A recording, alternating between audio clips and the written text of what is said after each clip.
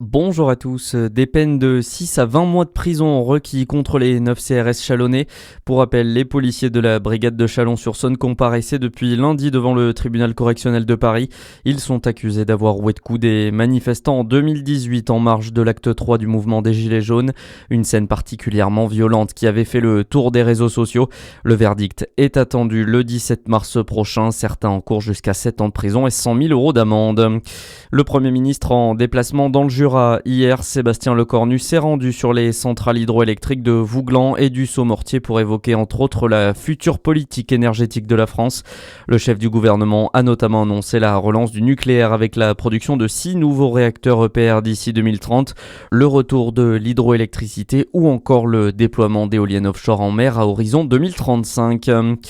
Les bailleurs sociaux du Doubs et de la Côte d'Or se mobilisent dans la lutte contre les violences faites aux femmes. Hier, la convention pour le relogement des femmes victimes de violences conjugales a été renouvelée. On écoute François-Xavier Dugour, président de l'Union sociale pour l'habitat de Bourgogne-Franche-Comté. Oui, c'est important parce que c'est un fléau, évidemment. Les violences conjugales, physiques, administratives, économiques, sexuelles, psychologiques se développent dans notre pays. En tout cas, des plaintes de plus en plus nombreuses. Et derrière ça, on sait que le logement est un point important pour proposer une sécurité à ces personnes. Donc, il y a un travail qui est fait depuis longues années par les bailleurs sociaux et qui s'accentue en lien avec les associations locales qui accompagnent ces personnes. Et donc, l'objectif, c'est d'avoir des relogements le plus rapide possible et un accompagnement des personnes et des femmes qui sont victimes de ces violences conjugales. Des propos recueillis par Charlie Chevasson. Dans le reste de l'actualité, la tempête Nils continue de se déplacer vers l'est ce matin. Tempête qui a balayé le sud-ouest hier, touchée par une crue majeure dans le bassin de la Garonne. Des intempéries qui ont provoqué la mort d'un routier de 55 ans dans les Landes. Un agent territorial de 59 ans a également été grièvement blessé à Castelsarrasin dans le Tarn-et-Garonne. Il restait hier soir plus de 500 000 foyers privés d'électricité, dont près de 1600 en Côte d'Or. Bruno Retailleau annonce sa candidature à la présidentielle de 2027. Le patron du parti Les Républicains a pris la parole hier soir sur les réseaux sociaux.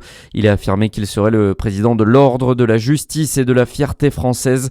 L'ancien ministre de l'Intérieur a également promis de soumettre directement par référendum plusieurs grands textes de loi s'il accède à l'Elysée, notamment sur le sujet de l'immigration. Après le casse du siècle, la fraude pour le Louvre, plusieurs interpellations ont été réalisées mardi dans le cadre d'une vaste escroquerie à la billetterie au sein du musée parisien. Une escroquerie dont le préjudice est estimé à 10 millions d'euros. Les individus arrêtés sont soupçonnés d'avoir ciblé en particulier la communauté chinoise.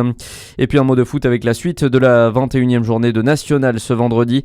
Le DFCO reçoit le SM Caen ce soir à Gaston Gérard. Coup d'envoi à 19h30. La météo à suivre sur Fréquence Plus.